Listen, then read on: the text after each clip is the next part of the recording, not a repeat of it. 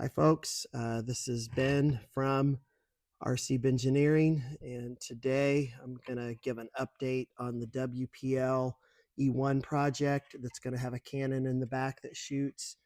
If you have not seen the video where I introduced the project, the goal of the project, I'll put a link to that video in the description of this video. But what we're going to do today is make some bracketry so that this cannon, which I've removed the wheels and the barrel, can go in the back of this tracked vehicle and be adjusted up and down remotely and shot remotely. I'm thinking I'm going to use some shelf brackets for that I have on my junk pile, junk drawer, whatever you want to call it,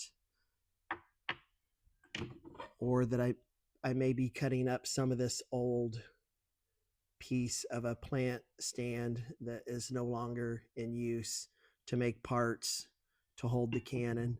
So I'm gonna pause the video and do some work and come back to you. I'm back with you folks, and here is the WPL E1 with an operational cannon on the back. When I turn the knob on my controller, this cannon will go up and down. I'm going to show you how I did it, but before I do, I'd ask if maybe you would leave in the comments section some information for me, or your opinion, I guess, is what I would be after. Um, I showed you before what I'm going to do, and now I'm showing you what I've done. Would you have wanted to have seen some of the cutting and failing and adjusting and drilling and the ideas that didn't work before I got to this idea that did work? Let me know in the comments. It would help me out a bunch to make content that folks maybe actually want to see. But I'm going to show you what I got here. Mounted in the bed of the vehicle, I've got a servo that I dug out of my WPL box. I was not sure if a servo could handle this or not. At the moment, it is.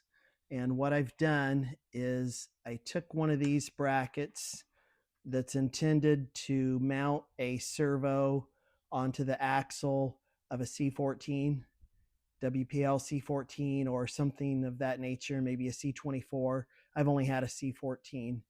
And I cut these little tabs off on the end so it would sit flat, and I put it together, and I used it to mount the servo down in the bed of this tracked vehicle.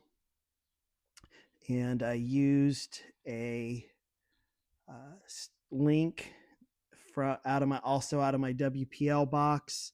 There, it's focused better. Suspension link to connect the servo up to the cannon itself. Now, when I operate this for you, you're going to see that things are a little loose still. It's a little jittery because I know finishing this out, this thing's going to be apart and back together several times. I didn't bother putting my bolts on the end to hold it in place.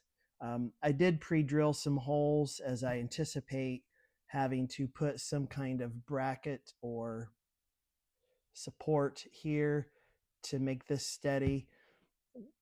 Whether it needs steadied or not after everything's tightened down, I don't know. Maybe it'll just be decorative. But so this is kind of a rough draft, you might say. Let's operate it. I've got it hooked up to a Dumbo RC 6-channel. I've got a 2S battery, your basic, I believe, 20 amp kind of generic-ish ESC, and a Dumbo X6 FG receiver. That's what came with the transmitter. The G is for gyro. Obviously, I won't use a gyro on a tracked vehicle, but let's get this turned on. Transmitter first. Find my switch in this little mess. And I've got it hooked up to channel 6, which is this knob right here. And so when I turn the knob, cannon up for firing, turn the knob the other way, cannon back down for traveling. I'm going to spin this around and get you up closer to it and let you see what it's doing down in there. If I can get it to focus.